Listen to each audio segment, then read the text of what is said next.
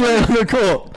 I myself. Oh, dear. Right, guys, welcome to episode 3 of Talk Up with me, William Winter. We'll skip past Jay. Jimbo J. Yo. Jimbo J or Jimbo James. We need to come up with a Talk Up nickname for you. In fact, that's down to you two. No. New competition, right? New. From this episode, guys, we want a nickname for Jimbo that sort of disassociates him from his day job. So anything we say here will not be used in a court of law against him. And then you got Jay, who's on his last warning now. I mean, it's just getting ridiculous. So it's out there, isn't it? It is, yeah. Face for radio, though. That's what a podcast is. Yeah. Shame we film it. Right. Oh dear. Right, Jay, what you got for us this time? Right. First things first. Let's warm up. I've got a question. Let's go for it. I haven't stretched. Right. Favorite series? 5 seconds. Go.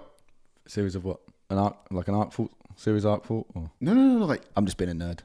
No. We haven't got time for that just yet, right? But favorite series, like television show. Favorite series. Go on. Prison Break. Ooh, good one. Vikings. Ooh. See, I haven't seen that. I've heard a lot of things about Vikings. Awesome. I saw the first 2 series, and then the third one, I just lost interest. I won't lie to you. I know what to do with you right now. There's so many good ones. Power was awesome. Mad Men is incredible. The Wire is awesome. I really like Suits. Breaking Bad.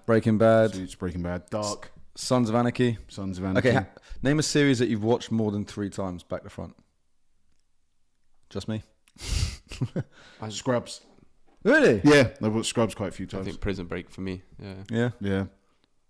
I've watched Vikings and Sons of Anarchy. Yeah, but you're kind of one of those people that likes to do that, where you can just rewatch. Do you know what it is? Because I got tinnitus, yeah. Right? So my ears are constantly ringing. So when I'm in a quiet environment or it's completely quiet, it drives me nuts. So I have to have something on in the background. Yeah. But if it's something new, then I kind of lose focus. So if I haven't watched it, I'll be like, and I won't get what I'm doing. But if I know what's happening, it just kind of like background noise. Right. Okay. So that's why I do it. Oh, fair play. All right. Well, great stuff. There you go. Anyway, we're going to delve into today's topic, Which is trade shows. trade shows. Okay. So, are we pro or are we against having trade shows? Discuss. You'll be pro having a trade show, won't you? Yeah, I think it's a good thing. I don't go to many, but I think the idea's there. I think we need to have them, yeah. Well, everything has a kind of like a show of some sort, doesn't it? So, yeah, every industry has a show. Or most. To be fair, most industries our size have multiple shows. We've only really got the one. do you know the thing I'd like to see different with trade shows? What? Brands not trying to oversell their product. I know that's the idea of it at the moment, but why can't there be something different, like competitions, in terms of like go there, like who can wire this up the quickest or whatever, more involved for the electricians going there. Take notes for the next trade show. Yes. Yeah. No, that's a valid point. I think CF Live did something similar, didn't they? Or some of the manufacturers. I'm not sure it was at the Wago stand. It's down. Well, no, they had that sweet confectionery type thing, didn't they, for Wago? That where everyone bum rushed the stand like mental, didn't they? It did look good. Yeah, that did look good. Meanwhile, Jimbo was over there on the Super Rod stand. Like, I want one. Do you know who I am?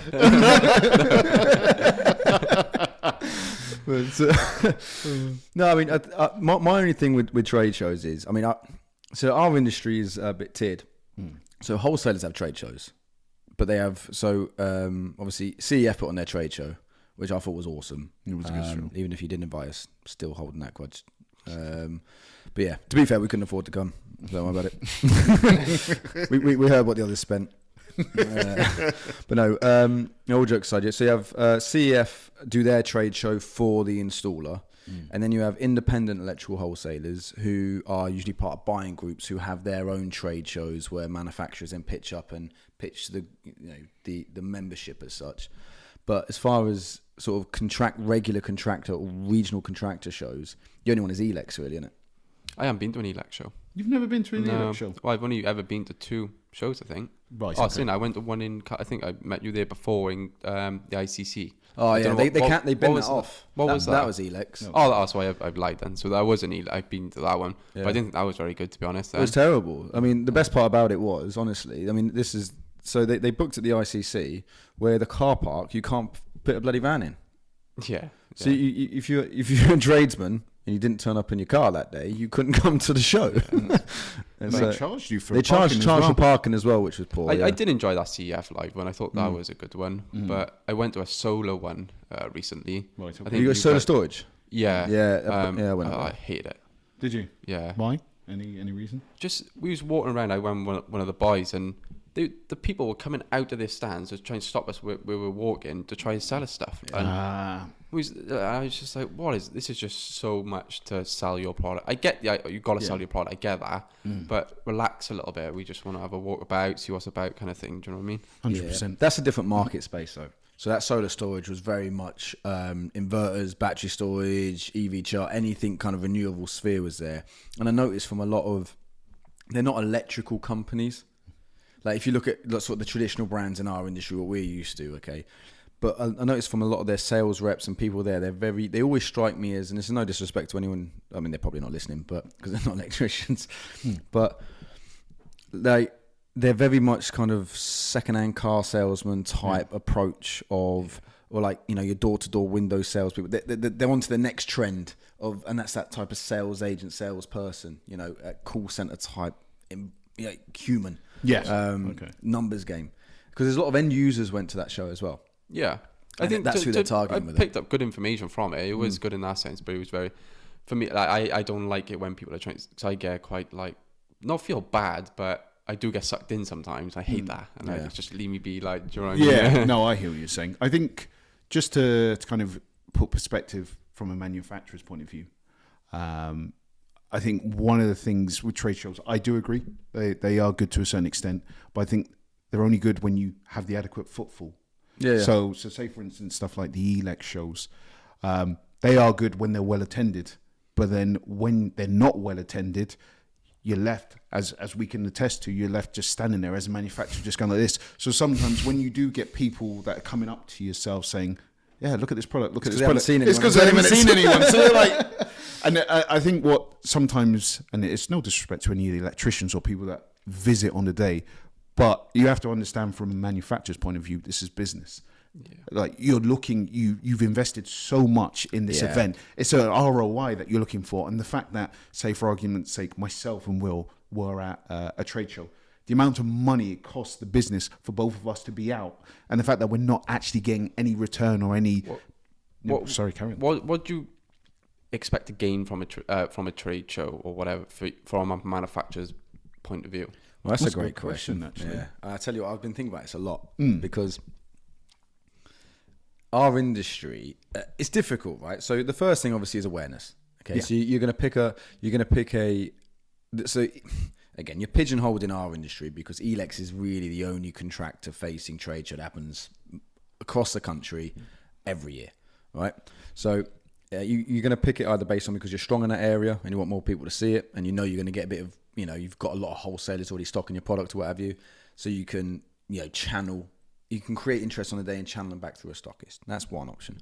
Two is you have nothing in the area, no presence, no wholesalers, no one knows you exist. So you pitch up a trade show there to generate interest. That's what you would traditionally do. Okay. So in that respect, you're trying to gauge, I suppose, somehow, well, if we picked up a wholesaler, let's say we've done a show in Yorkshire, we picked up a wholesaler in Hull and we didn't have one before, well, you can kind of trace that back to kind of visibility. But for those trade shows, you're trying to get wholesalers. Like a lot of electricians I know that go to events, they just kind of look for free stuff, just to wonder about, just 100%. They couldn't care about how much you sell or how much. They don't really care about your business as such on an electrician's point of view. So no, it's go and have a day out. What can we see? Oh, that's interesting. Or sometimes they go because they want to see a specific manufacturer or they might have an issue or a question, or they've seen something these days on social media and they want, like we actually had a lot of people in the last two shows come to the stand because they knew we were going to be there and they hadn't physically seen us before. And obviously with the socials and things like that, I just wanted to come say hello and have a chat, which was awesome. But there was no sort of revenue aspect to that really. It was more of an awareness thing. But what I was going to lean into was our industry and the way manufacturers have to trade to electricians is through wholesalers. It's like an unwritten law. It might actually be written somewhere, I'm not quite sure. Right? But if a manufacturer was to sell direct to the contractor, that wholesaler would no longer, well, wholesalers nationally would no longer support that that manufacturer. So you're kind of pigeonholed into that supply chain, which means at a trade show, you're limited to the success you can have financially because I can't sell you anything on the day. The reason Elex does as well as it does, in my opinion, is because it's got the tool fair there.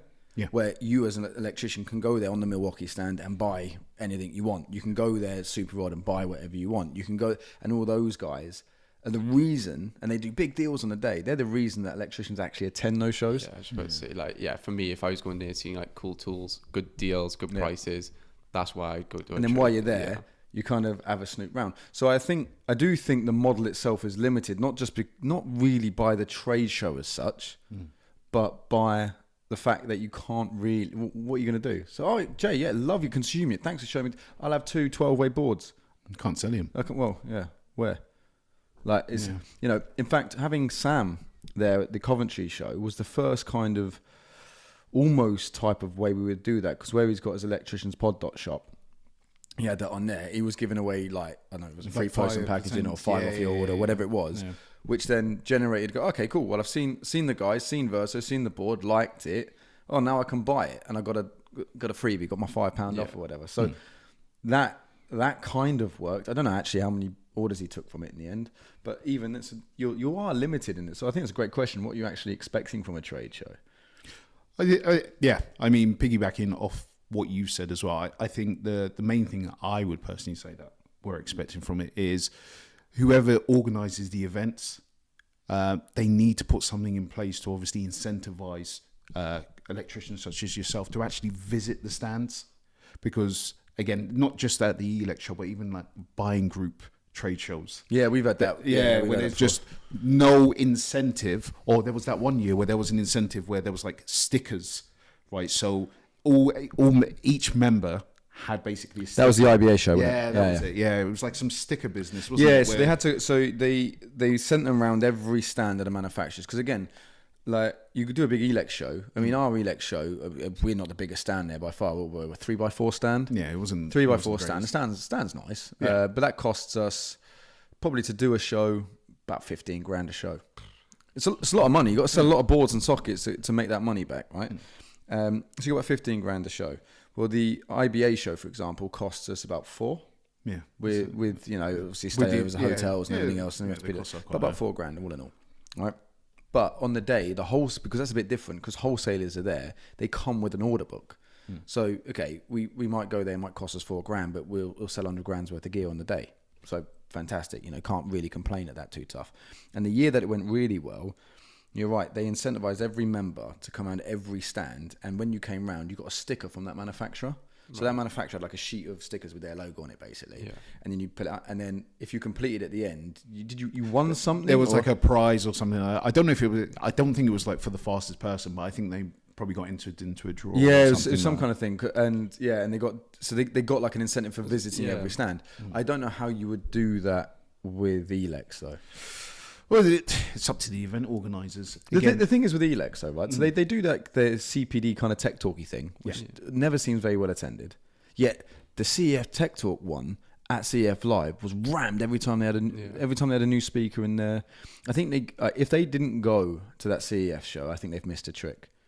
But then it was good. Yeah, it was good. The only downside, and there's one pet hate from me, is it's always in weekdays when everyone's working. Now, if I want to go there, I got to lose a day's wage. Yeah. Plus travel up there, plus the food for the day if there's not food. So it does end up costing the electrician money to actually go. That's a valid point. Why not put it on a weekend?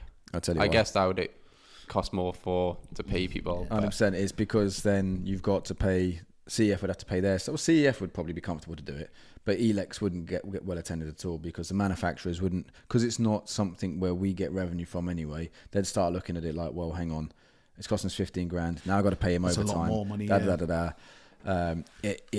And the problem is with weekends, and we've always found when we have done stuff on weekends and stuff, is that people have plans.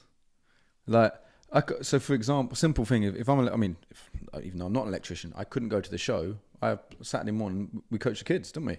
So like, well, okay, or I've got plans. I've been working all week. I'm away. Sunday got football, or we've got Sunday dinner with the missus. Yeah, but it's one of those things you just plan it in if you know the event's coming up. I see what you're saying. I'm gonna have say if you're earning 180 quid a day or whatever, you've got 180 quid now.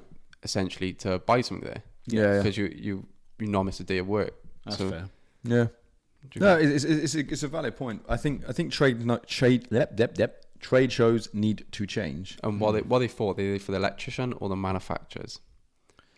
So it would depend on. Well, the thing is they're paid for by the manufacturer, right? Which means there needs to be a reward for the manufacturer. However, if it's not something of value, and we were talking about this before, I mean, it's always about adding value back. If you can't add value to the electrician, who is essentially the customer, you can't get them to turn up. Why would you go for a free bacon roll and a t-shirt? That's what you get at Elex, and a potential discount on a Milwaukee drill. What is your favourite drill, by the way? I use Metabo. Oh, do you? Yeah. Oh, Yeah. I just like the colours. I just like the colours Milwaukee. The Milwaukee. Yeah, I think their branding is absolutely mint. it is awesome. But yeah.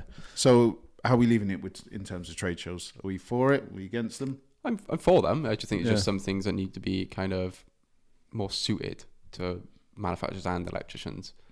Mix it up a little bit. Yeah, I think, do you know what, guys, let's put it back out to you guys. What would you like to see, or what would make you want to attend a trade show that you currently don't see at Elex or anything else? And manufacturers, if you're out there watching, and we know you are,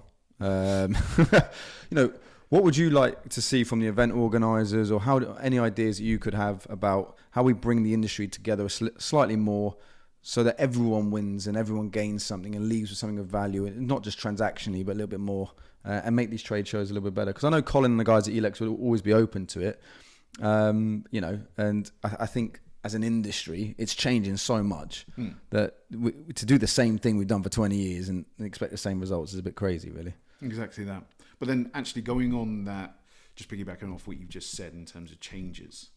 So the next topic is about social media versus traditional media. Well, and there you go. And I think social media has killed the requirement that a trade show used to have. Okay. Like you had to attend a trade show in, like even 10 years ago when I started PGL. If you didn't do a trade show in that particular area, people didn't know who you were. I see what you're saying. Like with tools, you want to know about a new tool, you would have to go to the trade show to see that new tool. But you wouldn't trust someone necessarily to, if someone sent you an email or phoned you or this, that, and that, unless I touch it, feel it, da.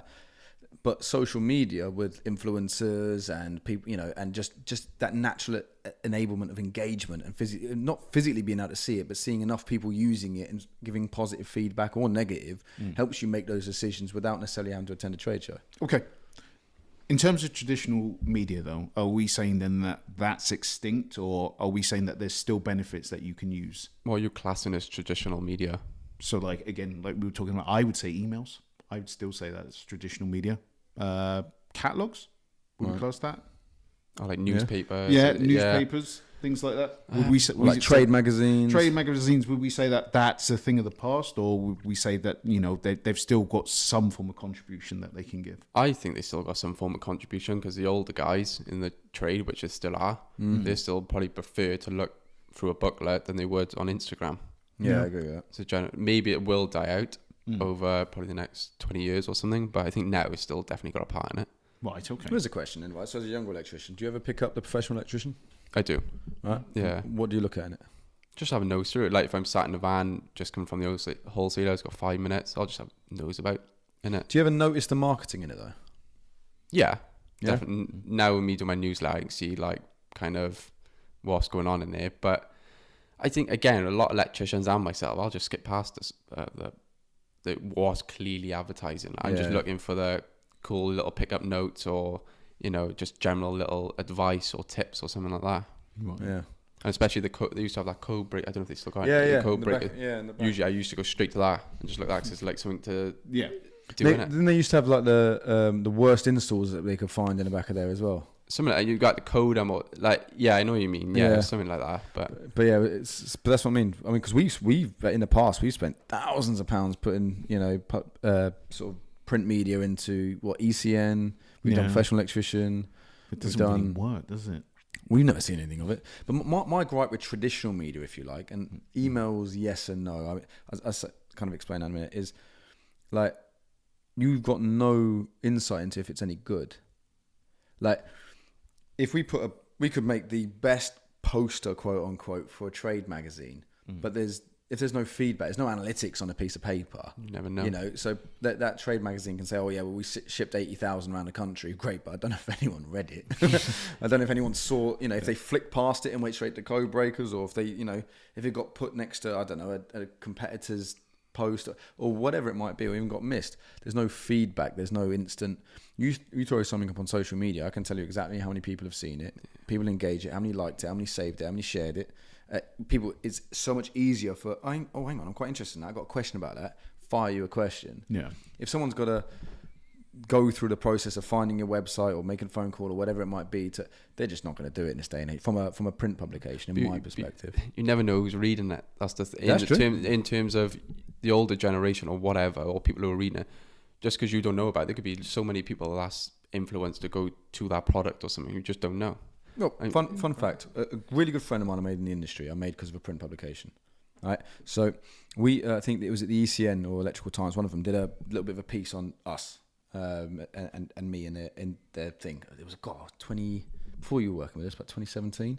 Right, yeah. And all of a sudden, I get a visit from a guy called Steve Hurrell, now owns Eicrs.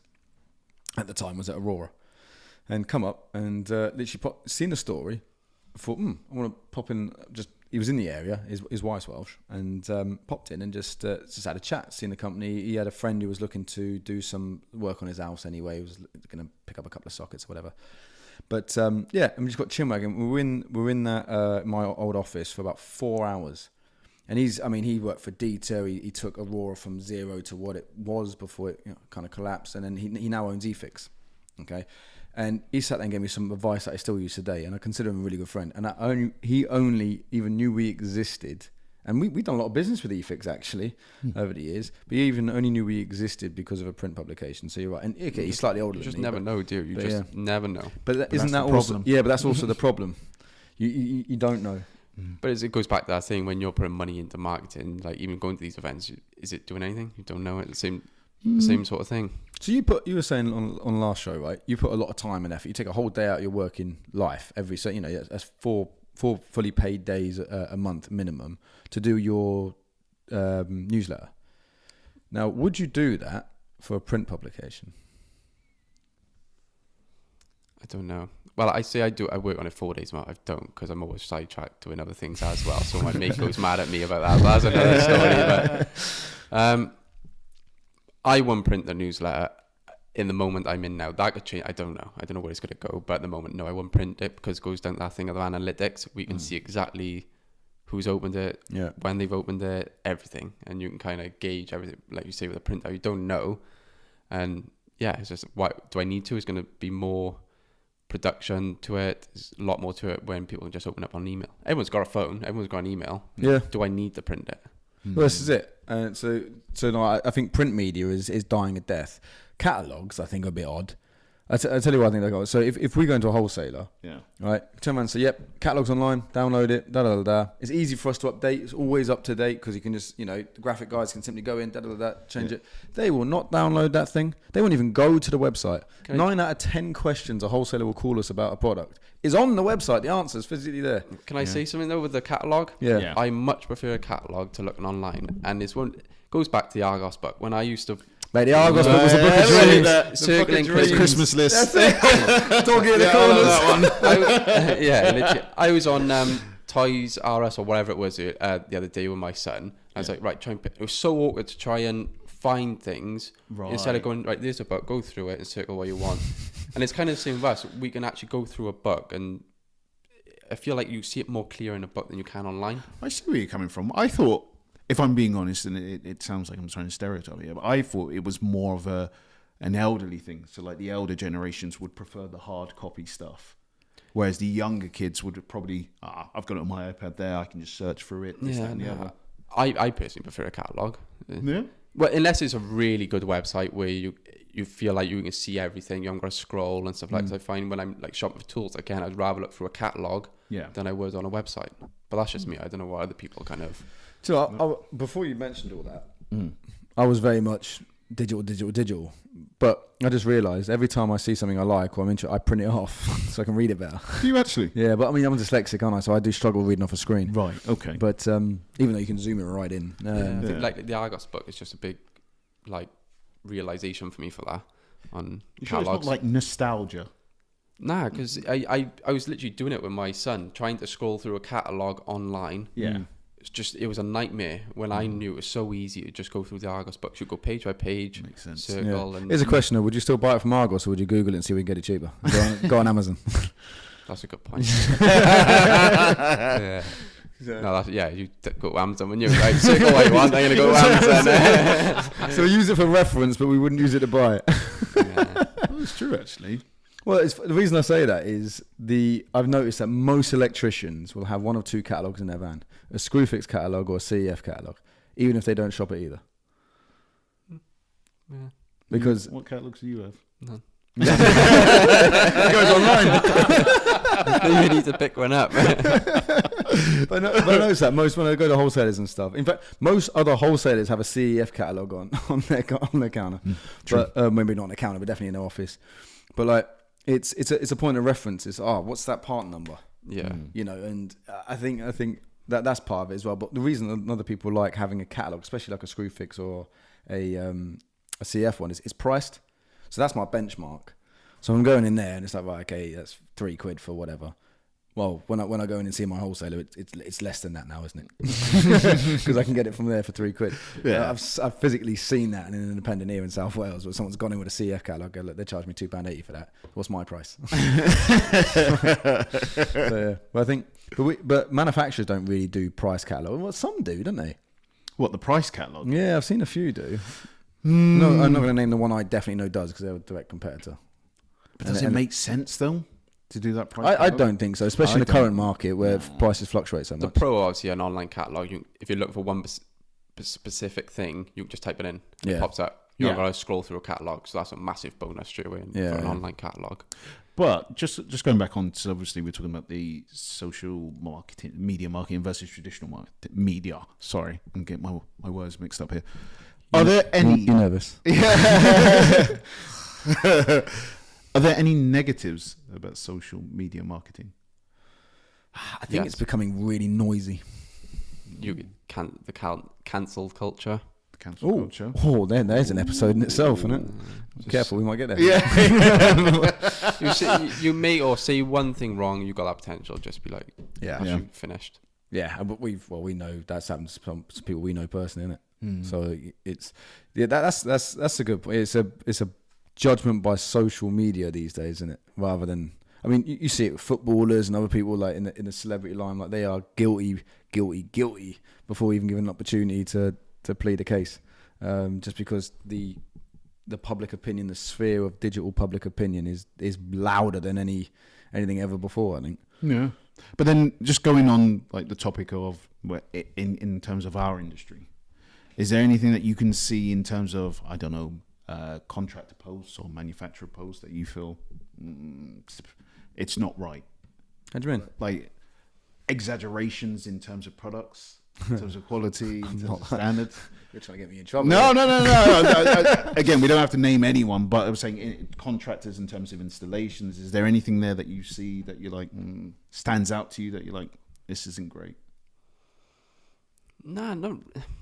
It depends on the person, I suppose, and I don't know. It's not. I don't see many negative. You get negative people on it. Yeah, but it's not necessarily negative in itself in the platforms. I don't think. I see what you're saying. So, in terms of those negative, you said like you get negative people on it. Do you think that affects the actual post itself? Yeah, if it's constructive criticism, it's completely different to a negative comment. Yeah, I agree. It's how you portray that comment. Bad comments are always like a bad comment. If stupid as that sounds, like you can take some advice from it. It's how they come across it a lot of the time, and but overall, I think it's okay. It's just how you take it as well. Okay. How about yourself? What, from a manufacturer's, like a marketing perspective? Oh, mate, there's so many people out there talking garbage. Like, but that's marketing, right? I mean, there's stuff out there from leading brands in any industry, for example, that is just mutton dressed as lamb. But that's what marketing has a bad name. That's why I don't really like sort of traditional routes of marketing. Mm-hmm. So like with our stuff, for example, right, I don't sit there and do a reel about here's my RCBO and here's my this, that and the other. It's just like, nah. So everything we try and do is value based. So if you can take something away from this, whether you buy the product or not, then I've done my job. At the same point, if you've taken something away from it, you might actually think, if they're going to put that much effort and time into that, they're obviously doing that into their products as well. And then it kind of reinforces that message that we have, which we don't shout about loud enough about our testing procedures and yada, yada, yada. But now after sort of 3 years of doing the board, people are starting to get it because they've never had a faulty. They've never had an issue. If there's been any problems or whatever if it's with anything, they call us. We're straight on it. All these things that we've been talking about, like as far as on the wider picture, they kind of, they're supported. It takes longer. But yeah, I think there's a lot of people out there that just, obviously they're just going to try and polish a turd, aren't they? So it is what it is. Right. Okay. So, and then in terms of social media versus traditional media, we still feel has a place, but it's just becoming less relevant. Or I think traditional media, in my opinion, sorry to jump in there, it's budget relevant. Okay. Digital media is free to a sphere, and then if I pump in, for example, one full page article on the professional electrician costs you somewhere around £1,000. That's a lot of money, right? Now you think about how much digital content I can create for £1,000. Track it, trace it, boost it, yada yada yada. Right, and a huge amount of eyeballs are going to see that. Now, a bit like traditional media, you don't know whether that's just a quick scroll or whether someone's actually sat there and digested the entire page. You know, when you see it's had views or impressions and things like that.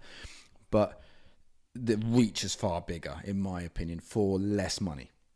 So if you've got that side of it nailed down, and you can afford to do print media and be omnipresent to anyone looking, it's only going to benefit you, isn't it? Yeah, I think you look more certified as well. I think if you're on the counter at, say, CF in that professional magazine, I think it gives people a bit more trust, bit of credibility in that product. Like, they was in the Pro magazine, whatever it's called again. So they give you, just in subconscious, you got a bit more trust in that brand, I think, as well. And again, that probably goes back to trade shows as well. So I've seen all this digitally, and like I say, people want to come see us at the show. I've seen all this digitally. I've seen all these people posting about it, this, that, and the other. Now I've physically seen you. I've physically seen me. I've physically seen the board and product. Oh, okay, cool. That's now ticked that mental box that I just couldn't get past. Right. Now we're good. So yeah, I think you're probably right. Like a hybrid approach is probably best, but it's just expensive. It really is, and again, for a startup company, it's a lot of cash you got to throw in there. But what about electricians? The way you guys market? So where like again, traditionally print marketing in local rags and things like that was always a big thing. So Yellow Pages and things like that. That's obviously died a death with Google, but you still have to make yourself available. Do you have a website, for example, that people can find you on? I have a website, but I don't keep it updated. To be honest, that's a big thing is a website. I think a big one is like Google. Like you got to think someone sat in their house, the electrics is just tripped out. What's the first thing they type in? Google electrician. What comes up? Electricians in the area. They're going to click on the top 3. Look for 5-star rating. And just go from that. So I think that's quite important to be on. So do you try and, like, when you got a job, okay, and let's say you get a call out for Miss Jones or whatever, and then do you try and get her to leave a review so that next time someone locally would need an electrician to fix a problem? No, I've never been like desperate for work. I've always it's been word of mouth or pass on or whatever. So I've never been like, can you leave a review? Can you leave a review? So I've never had to, but it's probably really important to do that for people who are like trying to get consistent work every single day. Just ask the customer if they're happy with the work, or do you mind just leaving a review? Because then it's going to boost up the Google. I don't know how the Google kind of thing works, how much you got to pay and stuff, but I think it is important for good reviews, because whenever we buy something, I'm guessing you both are the same. Do you read the reviews? Yeah. And especially if you're going to... Do you not? But it depends. If you're like less than a tenner, well, I'm a bit tighter than you. Less than a £5, then I probably won't. But if I'm spending a tenner or more, I'm reading a review. And it's like, if the 2 companies coming up on Google, one's got 2-star reviews, the other's got 5-star, which one are you going to call? Yeah. No, it's true. It depends, actually. Reason being is because, let's say, for instance, Just Eat, Just Eat can have 2 stars and it will have like 1,700 reviews. But then you can have one that has 5 stars but has 2 reviews. True. So which one do you go for? But if they still got 2-star review over 70 people... That's a solid average, isn't it? I get what you're saying, though. It depends on... McDonald's. You've got a serious issue with McDonald's. The Uber driver keeps stealing his food. Every time he orders McDonald's at the moment... It's a joke. It's a joke. He's like, free food for me, and Jay never gets it. But yeah, I think the biggest thing for promoting electrician again is social media. I think that's where I get like a lot of my work say and whatever. So yeah, I think social media is the way forward on that point of view. Yeah, and I think with a lot of domestic electricians as well, because we're hearing now they're a lot that it's drying up, it's getting a lot harder to find work, and again the recession and people's spare cash isn't going to help that, especially coming up to Christmas. Maybe going in and when you do a job, ask someone to put a review on and just be a little bit more. Maybe get a business card or some kind of card printed that has a QR code on it so someone can very quickly scan it, leave a review. Thank you very much. Jobs are good. And making it easier to just build that. So you might not need it now, like you were saying, word of mouth and this, that and the other. But if it does get tighter, especially domestically, which I think it will over the next 6 months, you've just got that already there. So when you do need a call out, even if it is at 2 a.m, you're the one there. Even if you don't want to take it, at least you've got that option, I think. Which again, maybe traditional media wouldn't give you. And what I'm finding mad at the moment as well, a lot of people I speak to are getting work done, they can't find any contractors. No? No. Everyone I spoke to, they've done a lot of house refurbs and whatever. Oh, I couldn't find a carpenter, couldn't find this. And then you speak to these carpenters, I can't find work. And I'm like, what's missing in the middle? Where's the disconnect? Yeah. Why are people struggling to find contractors? Doesn't stuff like, was it Checker Trade and all that, isn't that what that was supposed to do? Yeah, but I guess there's a lot of talk down on those kind of things as well, though, isn't there? Because there was you get certain kind of, I don't know, I'm generalising now, but what I listen to when people look down upon those kind of right, because there was something, was it competent registered electrician.co.uk or something like that. There was a website that I'm pretty sure used to register if you were like NAPIT or NIC, or if you were with an accredited body, you'd be on there, but no one knows about it. No, that's what I was about to say. If you're Mrs. Jane, 50 years old, you don't know about that site. You just want an electrician to come and install a couple of sockets. Yeah. But then if you're a contractor, if you're a developer and you're looking for a contractor, surely something like, everyone's part of some form of body somewhere, isn't there? I mean, our industry seems to have loads of them, probably more, I reckon, than plumbers, and definitely more than chippies.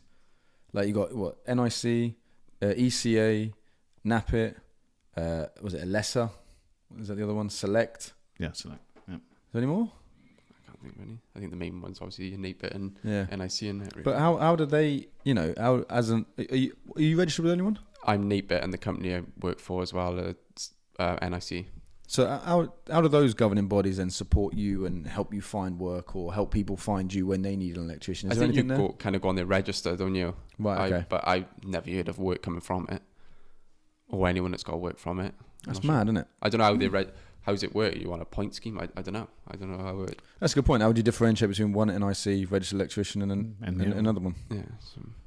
Well, there you go. Well, there you go. If you're from the NIC, drop a comment. Drop a comment, or come on. It would be good on their sites if they did not a leaderboard, some sort of point scheme. So if you've done one job, you get like a star or something. If they left a good review, you could build up like, right, you've had this many stars, or I don't know. That'd be good though. Well, because we were looking at launching the approved installer program, which keeps getting stuck in the mud because, like most things here, it's one of these ideas that I have, and I get like 60% of it done, and then something else needs doing, and it gets parked over here, and 3 years later, I was like, shit, still haven't done that. But like that whole idea was, if you need, let's say, I don't know, you've got a Verso consuming in your house, right, and you've noticed something's gone wrong with it.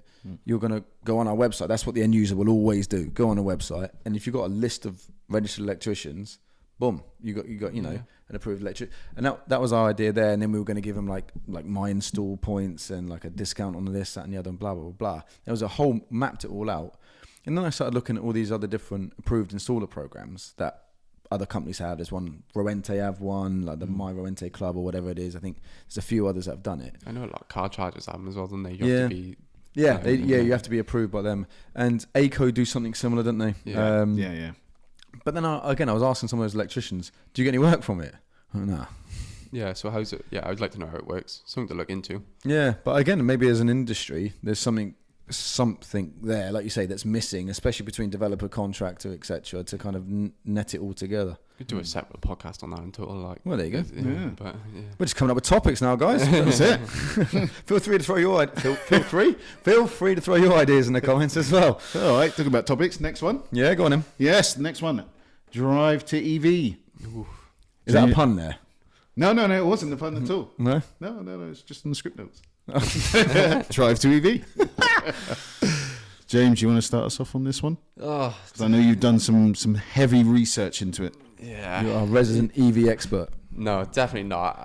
The closest one we've got. It's a difficult topic. It's a lot of thing going around about it at the moment, and like bad talk about it. And is it worth fitting them is the big question. And for me, now at the start, yes, I think it was, but now it's not. Again, it's that race to the bottom. It's just. So you're talking it from an installer's perspective. Would you go around the rigmarole of becoming an EV installer? Even commercially, obviously you're mainly industrial and commercial because you've got them big 22 kilowatt monsters and things like that. Surely there's money in that. We fitted some, but that's because they are clients for the factories or whatever. So we'll do them there. But I'm not going out trying to compete against domestic people to try and get to fit EVs or whatever. Do you know what I mean? I just don't think it's worth it. People are just slamming them in. How can you compete with that? I've got so many issues with the way EV installers don't have to be proper electricians. Yeah. Especially when you consider the consequences of it if it's done wrong. First of all, right, you put in an EV charger, whacking it in wherever. Yeah. Right. That is being plugged into potentially $100,000 car. Okay. It's coming from the mains. Now I got sent something by a contractor which he wants to come on, so I'm not going to name it just yet. And there's a particular unit that splices the tails basically. Yeah. I thought they banned them now and then. Well, I know he started a petition to try and get them banned, right? Because they don't even hold a BSEN number because they're initially designed for overhead lines. Right. People can't tamper with them. Yeah. Right. Fair enough. But I can't find where it actually needs one. So I was coming through. I can't actually see where it would sit within a BSEN reg or within 7671. But they basically splice the tails, so they're coming straight off it, and boom.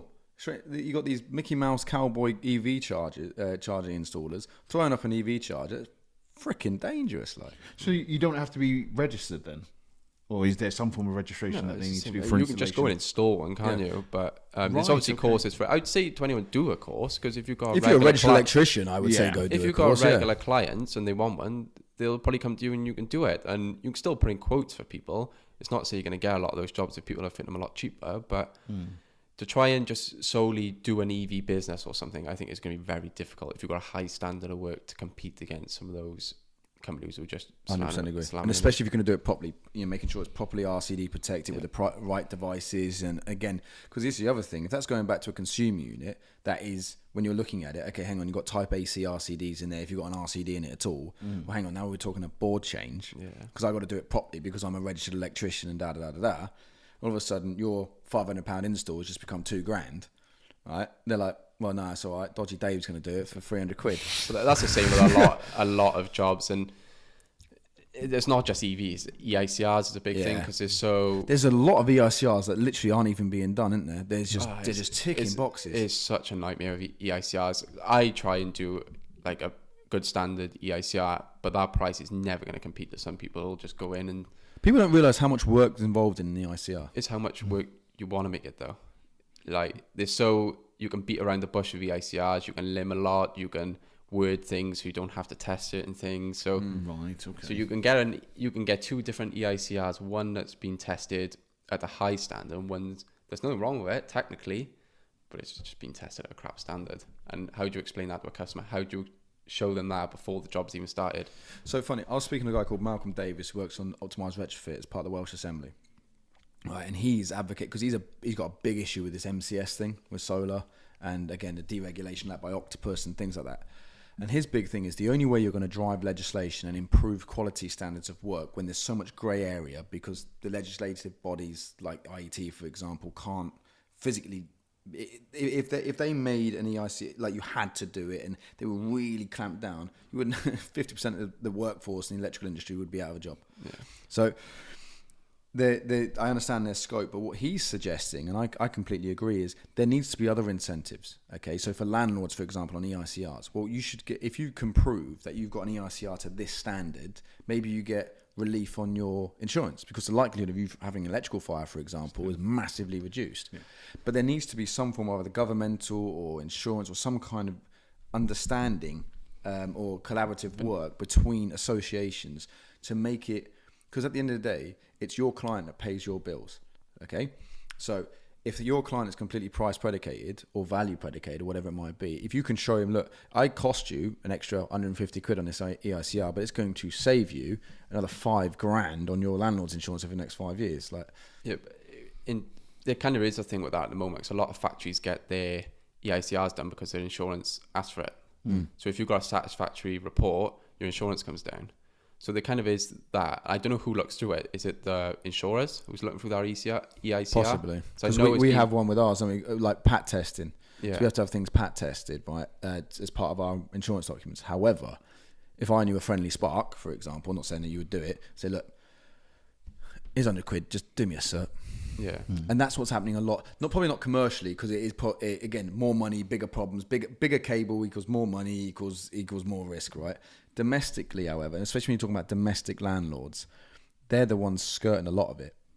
And I know people that have done EICR or gone to do an EICR, okay, and priced the job, and they're like, no, you're like exceptionally more expensive, and they're like, how are you getting this quote? And then they're seeing the EICR and like, this geezer's not even been here.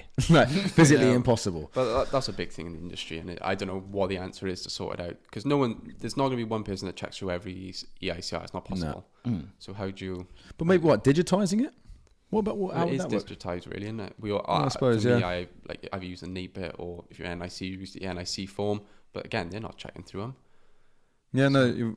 Well, there you go, guys. Again, jump in the comments if you think there's a way of improving that in the industry. So again, to reduce risk and help electricians do a good job rather than get beat out by our mate Dodgy Dave, or Cowboy Steve. I don't know, we've got to come up with better names. Cowboy Kev. Cowboy Kev. Yes. Cowboy Kev. Yes. Cowboy Kev. Trademarked. If anyone steals it. But yeah, beating out Cowboy Kev. Let us know. Talking about Cowboy Kev. Yes, we are.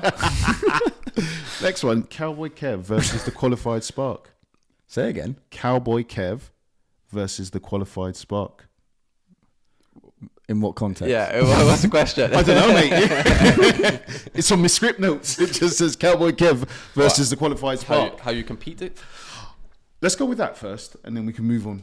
I think we've accidentally started to touch on it already, really. Well, yeah. yeah. I think a big thing is I explained to a customer, like, funny enough, I had a meeting the other day with a factory manager, a maintenance manager, and we was talking about EICRs, and I said, you'll probably find cheaper quotes on EICRs, but I said, we do this, this, and this. So if you do a similar thing in domestic, right, you may find someone who will just chuck that cable in, even though you've got no RCD protection, but we actually have to fit it because it needs RCD protection. You explain to the customer. Yeah. So when they get that out of the quote, and the guy said, oh yeah, I'll just put it in there.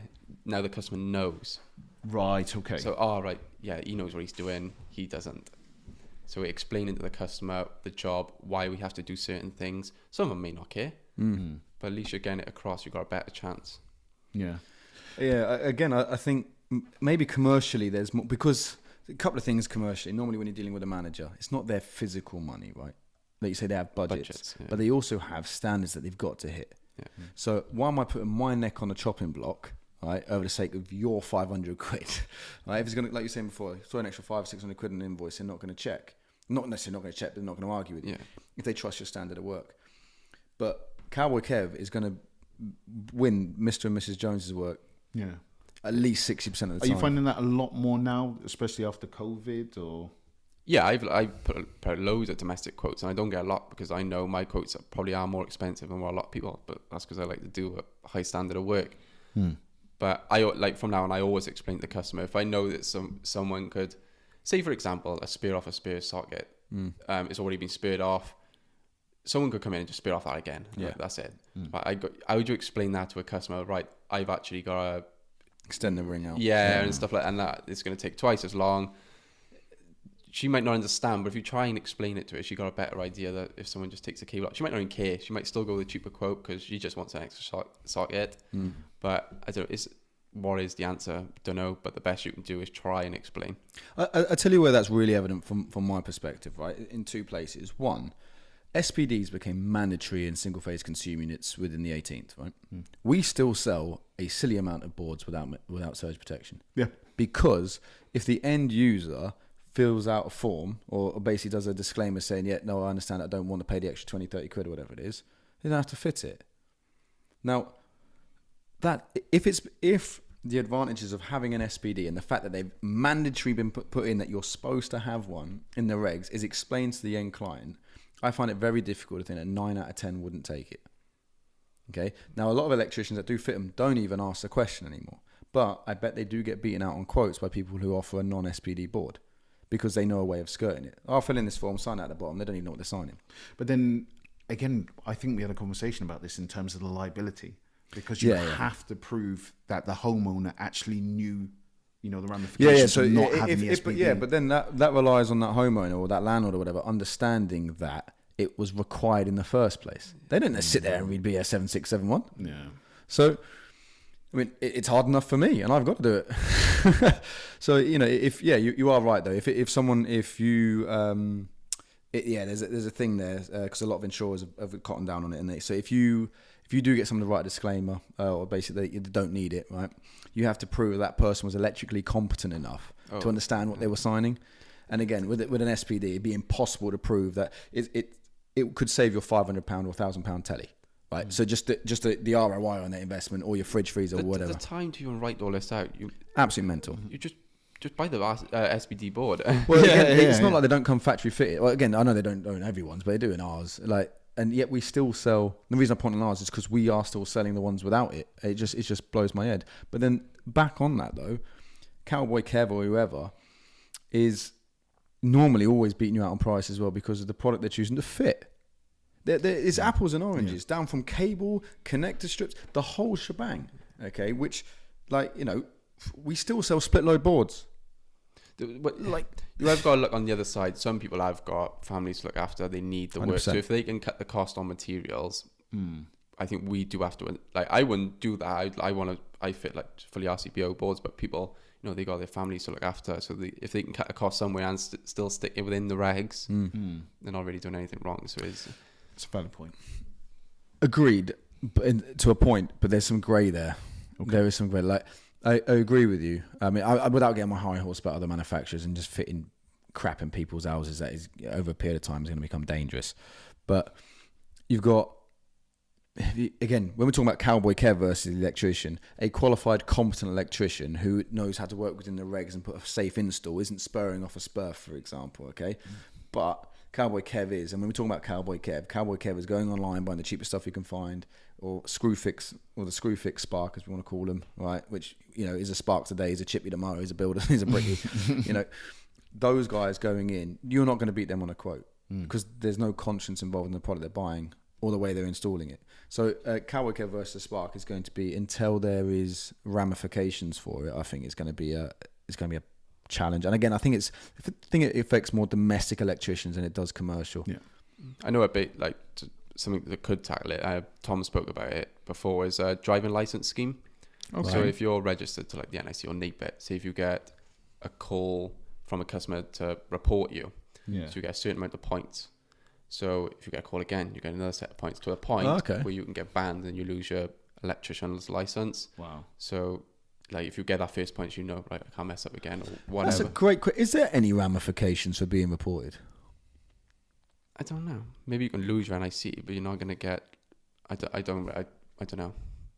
Guys, do any of you guys know if you've if you've been reported to your governing body, or your work's been reported by another electrician? Because again, some of the stuff we see, especially on Instagram, where someone's gone they have to change a board that's only been fitted 6 months ago or whatever, because it's an absolute shower of money. 100%. They ain't going to kick someone off their scheme if they get money. I think it's a big thing. Yeah, I mean, there's a lot of people out there that aren't too particularly happy with a lot of the registered body because they feel like it's just a bit of a cash cow type situation. But yeah, that's a good point. And if you get kicked off at NIC, does it stop you going to nap it? So, but yeah, it'd be interesting if there is something in place for if your work does get reported and what ramifications there are for doing a poor job or a dangerous job, even not necessarily a poor job. Because a poor job still works, I suppose. Like you say, if it's safe but it's just not good, that's still one thing. Pays the bills for some people who need the bills paid. All right. Yeah, I'm just thinking in terms of the bureaucracy of it all, the amount of additional paperwork that would probably have to go into that as well. Because obviously someone's reported you and said, look, I think this is shoddy work. Then someone else would have to come out there, look at it, see as to whether or not it meets requirements. And it's a case sometimes you might get someone that just doesn't like the spark and says, you know what, I'm just going to call him and cause him some serious issue. I bet that happens anyway. Yeah. So, yeah. But again, let's just hope, it resolves itself. But we're supposed to be talking about sponsors, but we Don't have any. don't have any sponsors. Cool. Right, okay. Next one is Ux first or Ux Jimbo. We've got a question. Ooh, question time. So, question time. Who's this one? Oops. I've got quite a few here. Isolate for life. You want to do that one? Yeah, isolate for life.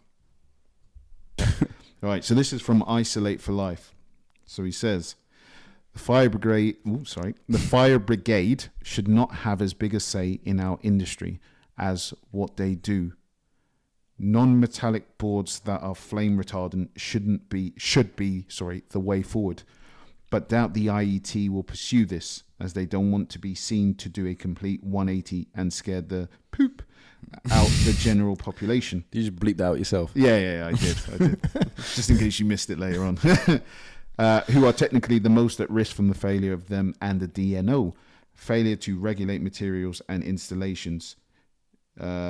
He says a manufacturer's name, which I'm not going to mention, but he says that this manufacturer suffers from this. They can't control who fits their products, so end up with control who fits their products. So end up with a bad reputation, especially as they have the type AC RCD issue to work with. Who's going to tell people the equipment we thought made them safe exposes them to a greater risk because we at the time lacked the knowledge, but those who are making the rules knew? Incompetence or negligence. And then he says, bet that won't make the podcast either. I feel like there's a few questions in one there. All right, so let's first one about let's go to the first question then. What, London Fire Brigade over the IET? Yes. Is he talking about in terms of like fire fixings and stuff like this? Like we have to put around metal ties, metal bands? Possibly. I mean, I think, again, we touched on it a couple episodes ago, I don't know if it was off camera, when boards went from plastic to metal.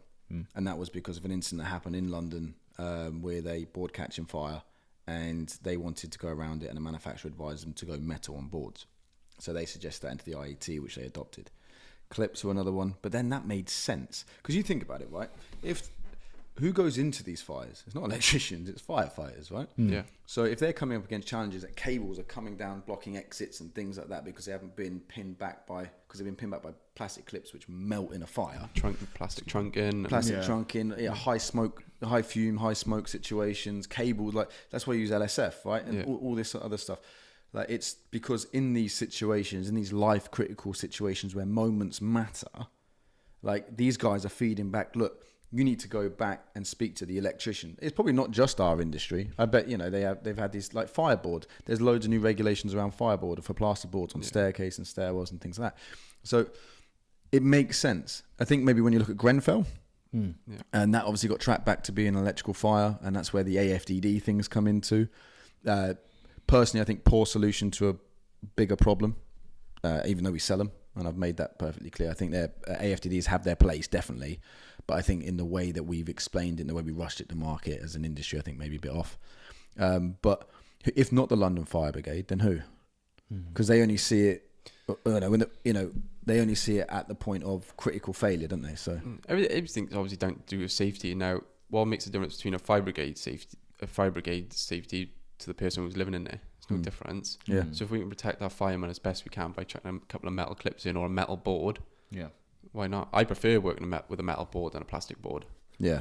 Any reason as to why? Or? I just think it looks neater for starters. It looks more well built. You put obviously you got your knockouts for your glands and whatever. I just think it's a bit better than a plastic board. It's less cheap. Yeah. I mean, if you look at Europe, most of European boards are metal. They're recessed, mine, but a lot of those are metal.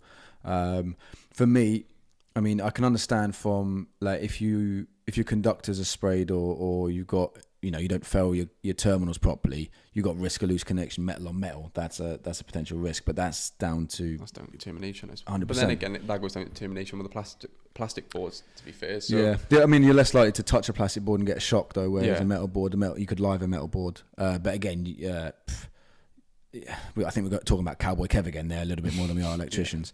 But from a metal board perspective, it will contain a fire. It will contain a heat situation far better than a plastic. Yes, you have a non-combustible plastic, okay, which, to be honest, there was in Amendment 3, when they launched it, there was already manufacturers out there. I think Volex, for example, their plastic board was made out of a non-combustible plastic.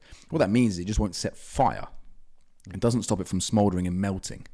So if that melts, that still melts at whatever degree centigrade that is, then hits a carpet, then causes a fire, right? So it's not flame retardant, but then even a metal board after a period of time will lose its ability to retain the fire. Yeah. But it's definitely, in my opinion, a better protective enclosure than a plastic. Yeah. So yeah. But one thing I want to, it's something that I've never checked out, but would like to check out. When knocking out the holes at the top of a board, what has to go back in to continue that fire rate in? Because I put these white, we've probably all used them, the white grommets. Yeah. Now they say the fire rated grommets, that's why I asked what fire rated grommets. Are they actually fire rated grommets? Yeah, you're talking about the little whisker ones, for example. There might be whisker, Yeah. So funny enough, because when we first launched a range of metal boards back in 2016, when the amendment came out, we were in touch with Whisker and SWA who were making them. Yeah. And yeah, it's a bit like plasterboard. I think it can withstand a heat or a flame for a period of time, which then makes it a fireproof gland. But like the way it's something to do as well with the way it grips around the cable. I was about to say this as well, because I was working with someone before and he said, "Oh, do you want me to drill them out?" I was like, "Well, no, that defeats the complete object of it." Like, but then I thought, like, how do you open them for your cables? Do you poke a screwdriver through them? Do you just... You're talking about the actual knockout. Well, there's no difference, to be honest, with it. Okay, let me rewind that for all you guys. With a Verso board, because I'm not talking for every other consumer out there, absolutely not. There's no real difference whether you knock that top out or you drill it out, in truth. In fact, in half the time, it's easier to drill it out because our boards are made like tanks. No, in terms of the fire grommet I'm on about now. Oh, right, okay. To keep that seal around. Yeah. Well, no, because when you put that grommet in, that seal is what's then retaining its fire retardant. Yeah, but you've got to drop a cable into it, so you're exposing a hole into it then. Yeah, but that hole, again, it's the way those grommets grip that conductor. So there's no air basically that can come through it. If there's no air come through it, a flame shouldn't be able to get through it. That was the idea, because you pierce a screwdriver through it and then run the conductor through it. That's the way I do it, but is that the way you should do it? Is what I'm trying to get. Whisker, if you're listening, right? There's no instructions on the packet. Like some people could stab a knife. Elliot's been in touch about coming on the pod. That's a great. Let's part that for Elliot about ensuring it's fire. So one thing I don't do now as well is I try not. If I'm putting plastic trunking on top of a board, some people obviously cut out the top of the board. You've all seen it. I won't do that now, because then you've got a massive hole with plastic trunking, because it defeats the object of it. So I'll still use a knockout with plastic trunking. Right, okay. Yeah, it makes loads of sense. Or like I've seen you do it with some Unistrut. Yeah. You got like with our spacer plate, you can drop the cable in from the trunking down into the back of the board, then and again reseal it back from the back. Then, which is probably a safer way of doing it, to be truthfully honest. Because otherwise, you're right, you've got the heat basically escaping straight through into plastic chunking and out. Yeah, which defeats the object of a fire rated board. So. Yeah, good point. So no, I think we're going to stick with metal. Everyone voting for metal? I think so. Yeah. And then there was another part of that, like AC devices and negligence, or what was it you said? Right, hang on a minute. Yeah, so we've done that, and then he said, failure to regulate materials and installations. Manufacturers suffer from this, but they can't control who fits their products, so end up with a bad reputation. Then he comes over to, especially as they have the Type AC RCD issued to work with. Who's going to tell people the equipment we thought made them safe exposes them to a greater risk, because we at the time lacked the knowledge, but those who are making the rules knew. I don't really get what he's asking, to be honest. Well, I think what he's saying there is, I know the manufacturer's talking about, I can guess, that they get a bad rap because of this, that and the other. They get a bad rap because they made bad product for a long period of time. And they're still selling AC RCDs in their boards. I think, I'm not sure, I hope not, because I'm pretty sure they were banned in the last amendment, where unless you can guarantee there's no DC on that circuit, which is impossible in a domestic house, then you can fit an AC, which is physically impossible, right? So, but their boards, their split load boards, which were fitted with 63 amp type A CRCDs were, they didn't force the electrician to buy it. But at the same point, the industry wasn't aware of ACRC. We can attest to that because we actually launched our Say No to AC campaign before we launched our boards, because it was only in our final data of research when we realised the impact DC was having on these ACRCDs. It was saturating them. So, and we started that campaign through the ECA because we're commercial associates, and no one knew about it.